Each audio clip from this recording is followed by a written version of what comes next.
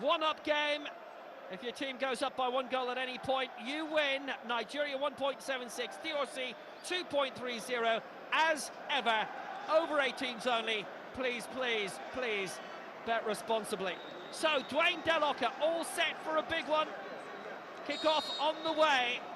And here we go, the 259th and last game of the African World Cup qualifiers.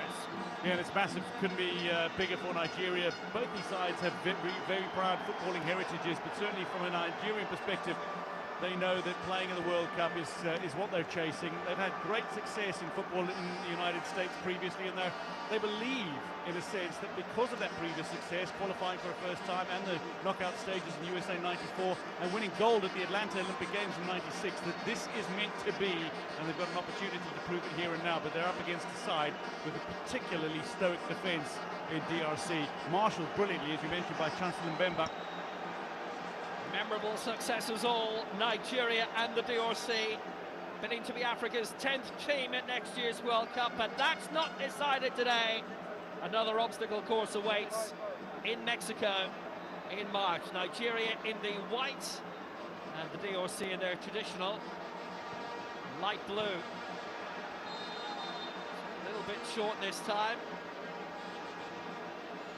Interesting changes for both lineups. They have met 9 times in their history, 3 times competitively before this, and all at Africa Cup of Nations finals, and all won by Nigeria, 76, 92 and 94, all in the days of Zaire. There were 3 friendlies in 1966, the DRC won 2 and Nigeria won.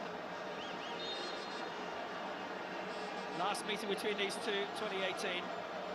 Well, both coaches, Eric Schell and Sebastian de Sabre, the latter of the DRC, have elected to make changes today.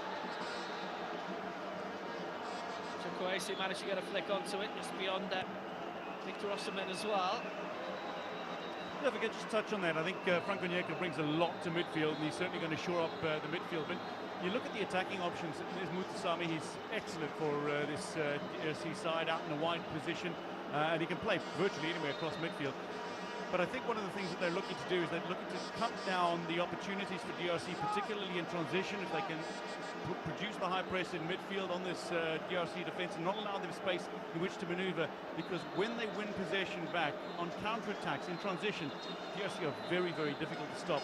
But defensively, they're also very difficult to break down. We just wonder if leaving an additional striker like Akor Adams on the bench was the right thing to do. That said, not going to judge Eric Schell in the opening minutes of this side. He knows what he's doing, certainly. Something well by Saidou Sanusi, coming towards the edge of the area, deflected in! What a start for Nigeria after only 2 minutes!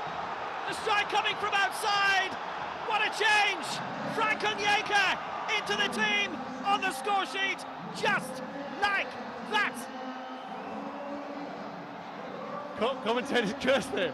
What a brilliant change! Phenomenal. Look, Frank Onyeka was always going to bring much to midfield, but the fact that he's managed to score here, I don't think was the initial intention to have him playing as the person who tried to score goals. Osimhen was the target man, undoubtedly, was just in over his head. The clearance, though, was not a good one, and the ball landing in a pocket of space. That's what Onyeka's really good at doing. So too Iwobi, and indeed he will play alongside him in that midfield role.